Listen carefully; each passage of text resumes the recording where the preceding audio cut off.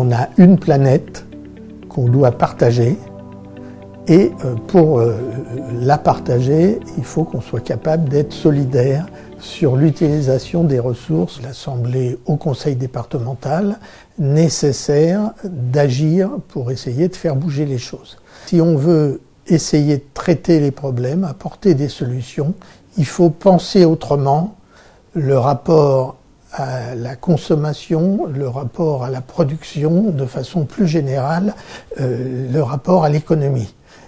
Et donc il nous a semblé qu'il y avait un lien très fort entre l'ESS, l'économie sociale et solidaire, et l'écologie.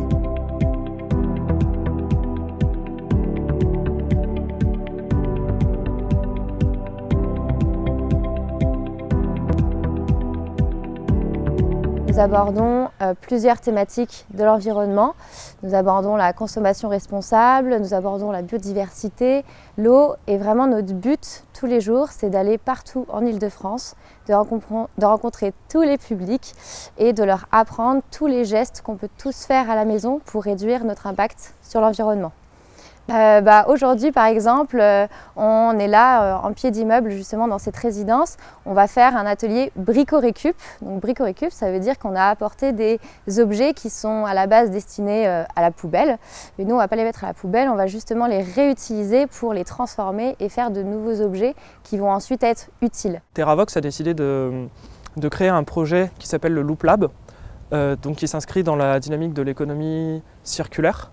En fait, il s'agit d'une installation qui va permettre aux habitants de recycler leur plastique en objets du quotidien. L'objectif, c'est d'engager encore plus les citoyens pour faire attention à leurs déchets, en produire le moins possible et surtout favoriser le recyclage. Le Caisse d'essence est un outil qui nous permet de discuter avec les gens. Donc on a regroupé plein de données autour des enjeux climatiques pour un peu communiquer autour de ces enjeux-là et pouvoir engager des discussions avec les gens. Et nous, ce qu'on souhaite, c'est l'adapter à un public de collégiens, donc avec ce qu'ils connaissent de physique, chimie et biologie, pour pouvoir engager les citoyens dès l'adolescence à comprendre déjà ce que c'est que le réchauffement climatique, quelles en sont les causes et les leviers pour lutter contre le changement climatique. La partagerie, c'est l'axe de la MJC qui va concerner l'ensemble du secteur de l'écologie, du développement durable, de la végétalisation, de l'agriculture urbaine, des choses comme ça. Je pense que dans une collectivité, il n'y a pas meilleur acteur pour se faire ça qu'une association d'éducation populaire, parce qu'elle va en fait faire la jonction entre les pratiques individuelles, le politique, enfin l'idée du politique et de la participation citoyenne, la place de chacun dans une ville, et puis des questions de l'ordre de la consommation, des modes de vie, et puis surtout puis de la joie, du collectif, de la rencontre. L'alimentation est donc un secteur clé. Ça passe aussi par le choix de producteurs. C'est pour ça que nous organisons des marchés en circuit court, des marchés citoyens. C'est comme ça que nous sommes en partenariat avec J'aime le vert. Cette année, en nous basant sur l'expérience de l'année dernière, on voulait organiser un défi sur l'alimentation. C'est vraiment en fait le défi en lui-même des familles alimentation positive, donc 15 familles accompagnées sur 6 mois pour les encourager à changer leurs pratiques alimentaires. Il y a l'idée aussi de créer une dynamique territoriale, donc d'engager des partenaires par exemple institutionnels comme le département du Val-de-Marne.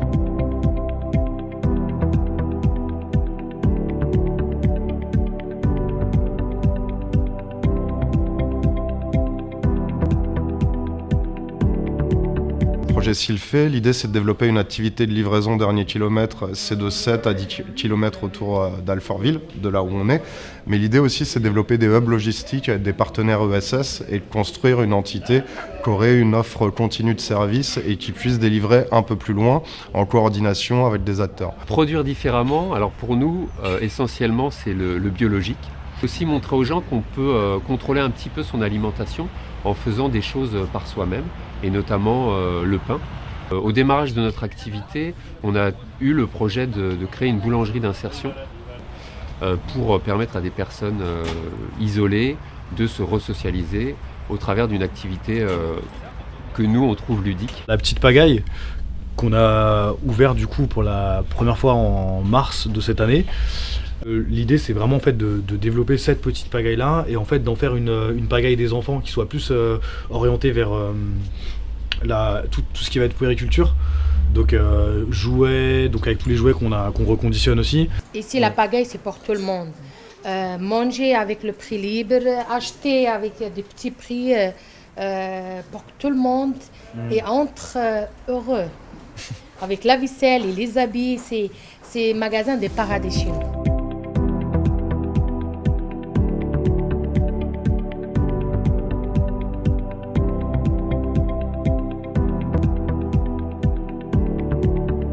Je crois qu'on n'arrivera à régler les problèmes des crises de la société qu'avec l'implication de tous les acteurs. Et si on est capable de travailler sur plus de solidarité, plus de choses faites en commun, alors on va traiter une partie des problèmes d'exclusion. L'association Culture du Cœur en Val-de-Marne, qui est une association qui lutte contre l'exclusion en favorisant l'accès à la culture, au sport et aux loisirs, sur la découverte des métiers du spectacle pour des personnes en situation d'insertion professionnelle. On essaye d'ouvrir un peu le champ des possibles professionnels, puisque les métiers qu'on va aborder ou les compétences qu'on va aborder, c'est des compétences qui vont être transposables dans d'autres secteurs professionnels d'activité. On ouvre le service loisirs, activités socio-culturelles et sportives pour des personnes en situation de handicap, plutôt le handicap moteur et plutôt des gens isolés à domicile.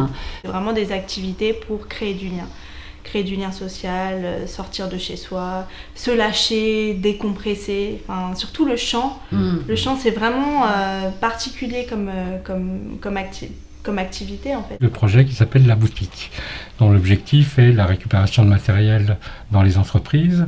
Les jeunes apprennent à reconditionner ce matériel et après, l'objectif c'est de redistribuer ce matériel dans les associations ou chez les particuliers qui en ont besoin.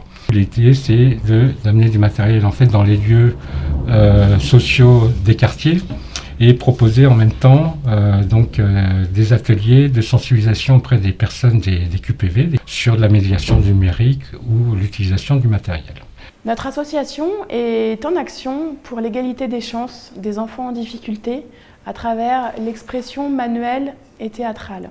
C'est d'accompagner les enfants à travers des ateliers qu'on appelle les ateliers résonance et qui les aident à canaliser leur expression et à l'extérioriser. Les crèches parentales, à la base, c'est une co-gestion entre parents et professionnels sur le principe de la coéducation. Et en cuisine, ce souci de l'écologie et donc de bien manger, de consommer des produits frais, biologiques au maximum. L'atelier parents-enfants va occuper le premier étage, un espace vraiment parents-enfants où les enfants et les parents puissent être ensemble et avoir du temps pour communiquer entre eux.